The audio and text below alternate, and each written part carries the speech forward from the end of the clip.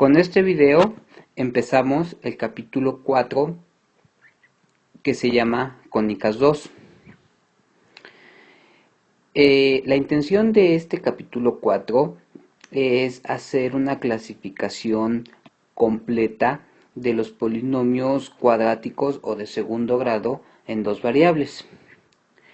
Porque un polinomio cuadrático en dos variables va a generar o genera o tiene asociado una cónica o más en general un polinomio cuadrático en dos variables tiene asociada una curva cuadrática. Puede suceder que esa curva cuadrática sea una cónica como de las que conocemos, es decir, una elipse, una parábola o una hipérbola o un círculo también, pero puede ser que esa curva cuadrática sea algo que no estamos acostumbrados a reconocer como cónica, como un punto, un par de rectas, una recta, el vacío, y es en ese sentido que en lugar de decir cónicas vamos a decir más en general curvas cuadráticas.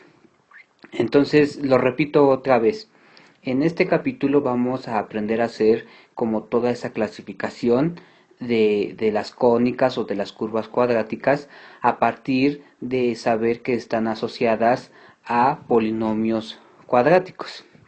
En este primer video vamos a empezar a hacer algunas cosas previas, sobre todo tendientes a definir cosas que nos van a empezar a ayudar a entender qué es lo que queremos hacer. Para empezar, vamos a explicar un poco esta definición con la que estamos iniciando este capítulo. Esta definición lo que nos dice es que una figura plana es cualquier subconjunto de R2. Por ejemplo, si pienso en R2 como esta cosa que está aquí, como entonces una figura plana en R2 podría ser cualquier subconjunto. En este caso, esta que estoy pintando aquí podría ser una figura plana. Es claro que a nosotros más bien no nos interesarán figuras como la que acabo de pintar, sino que más bien cuando decimos figura plana, queremos o estamos queriendo decir cónicas. O sea, son las figuras que son las figuras planas que a nosotros nos van a interesar. Ahora, también esta definición empieza hablando de un grupo de transformaciones de R2. Y lo mismo, la definición habla en general de un grupo de transformaciones, pero más bien a nosotros nosotros estamos pensando en grupos de transformaciones ya muy específicos, que son los que hemos venido estudiando, a saber, por ejemplo, las isometrías y las transformaciones afines. De hecho, estas dos que acabo de mencionar, las isometrías y las transformaciones afines, son los dos grupos de transformaciones que nos van a interesar en este capítulo. Entonces, lo que dice esta definición, y aquí diríamos que empezaría propiamente la definición, es que dos figuras, F1 y F2, van a ser G equivalentes, pero en lugar de decir G equivalentes, a nosotros nos va a interesar decir F1 y F2 son isométricamente equivalentes o F1 y F2 son afinmente equivalentes. Sobre todo nos va a interesar hacer ese tipo de equivalencias.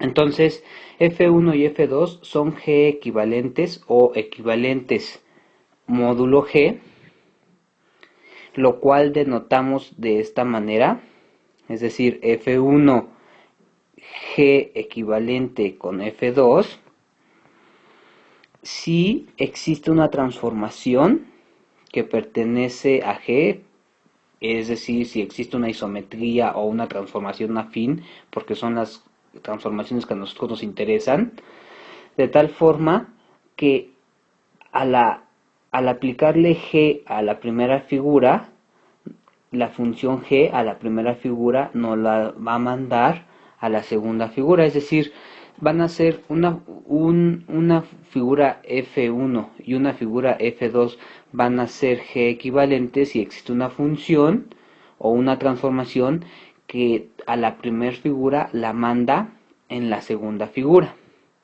Entonces, creo que esta definición es importante, pero sobre todo creo que a lo largo de ir trabajando la teoría, pues vamos a ir entendiendo un poco más de qué trata esta definición, y por eso la voy a dejar en este momento hasta aquí, y ya después seguramente iremos haciendo más comentarios al respecto.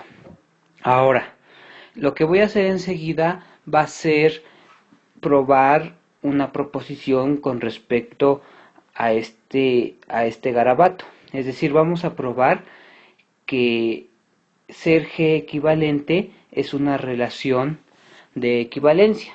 Y para eso voy a escribir lo que sigue. Como ven, acabo de escribir la proposición. La proposición establece que la equivalencia módulo G es una relación de equivalencia. Entonces, para probar esta proposición debemos tener varias cosas a la mano. La primera cosa que debemos tener a la mano es recordar qué se necesita probar para probar que algo es relación de equivalencia. Y lo otro que debemos tener presente es las propiedades de un grupo G en general. Lo voy a escribir. Como ven, acabo de poner lo que necesitamos recordar. Para probar que algo es relación de equivalencia, debemos probar 1, que es reflexiva, 2, que es simétrica, y 3, que es transitiva. Por otro lado, recordemos que si G es un grupo, en este caso de transformaciones, implica 1, que la transformación o la función identidad pertenece a G. 2, que cada vez que haya una transformación G que pertenece a G, también va a estar su inversa en G. Es decir, si G está en G, entonces G a la menos 1 también está en G. Y 3, que si hay dos funciones o dos transformaciones G y F en G, entonces la composición de ellas dos también va a estar en G.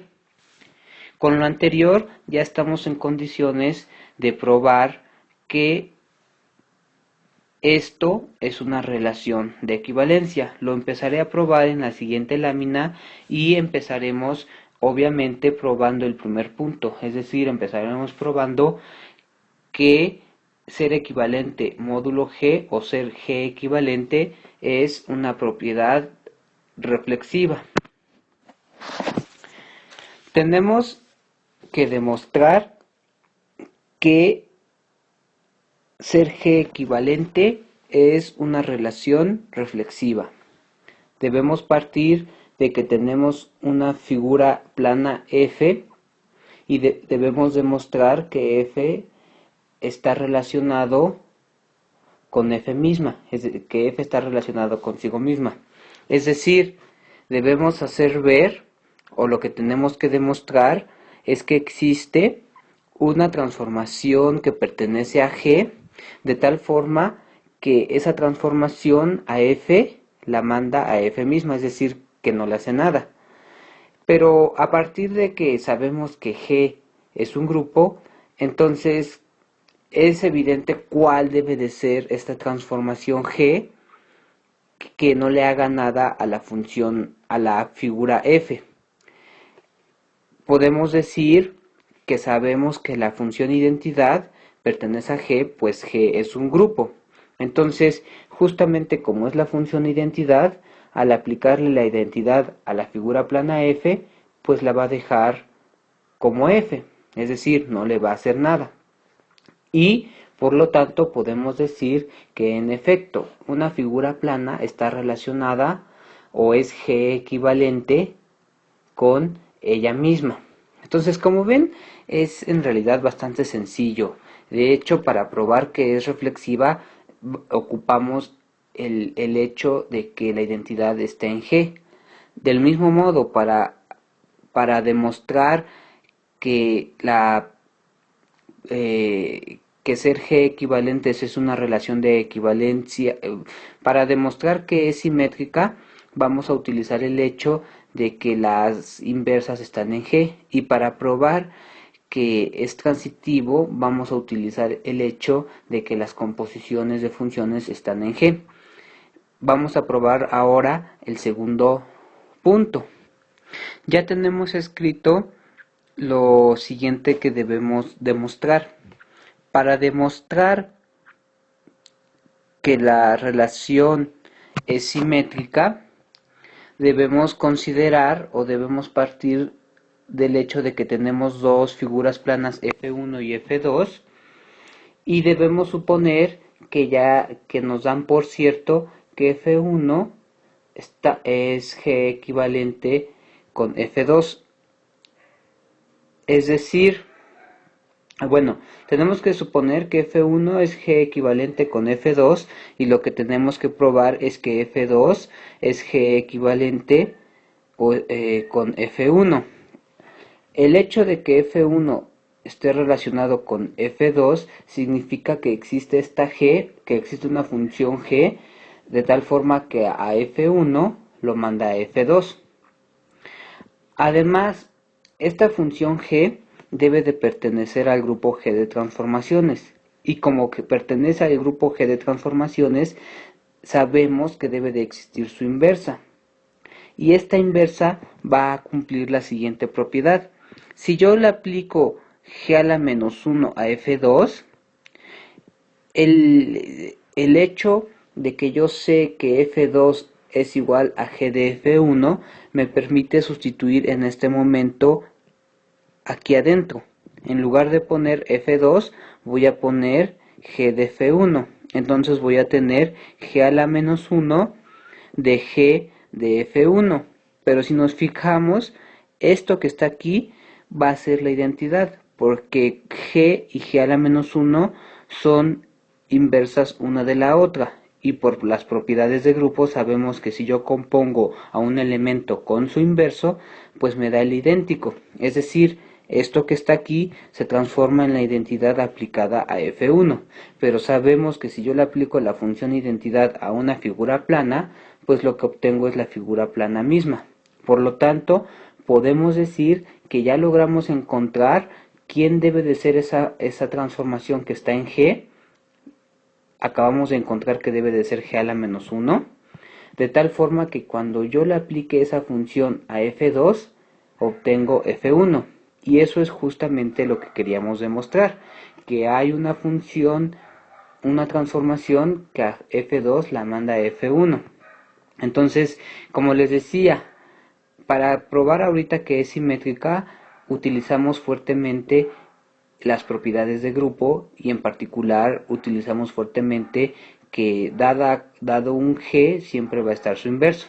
Y voy a insistir por última vez para el tercer punto, que es que ya el tercer punto, a partir de haber hecho los dos previos, debe de ser muy fácil.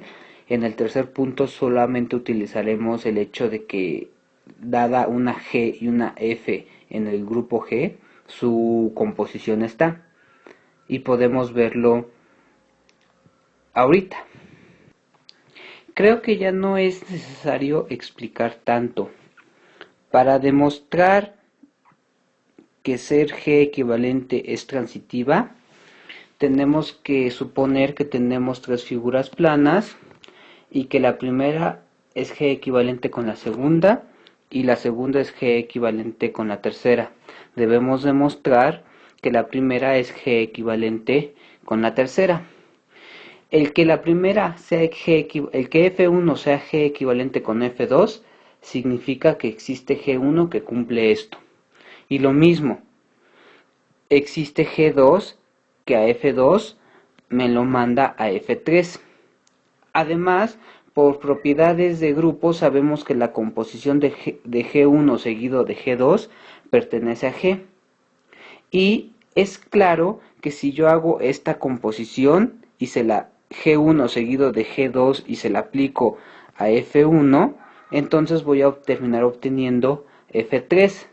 Eso quiere decir que ya logramos encontrar cuál es la función que está en G, de tal forma que si yo le aplico esta función a f1, lo que obtengo es f3. Eso quiere decir que f1 está que f1 es g equivalente con f3, que es lo que queríamos demostrar.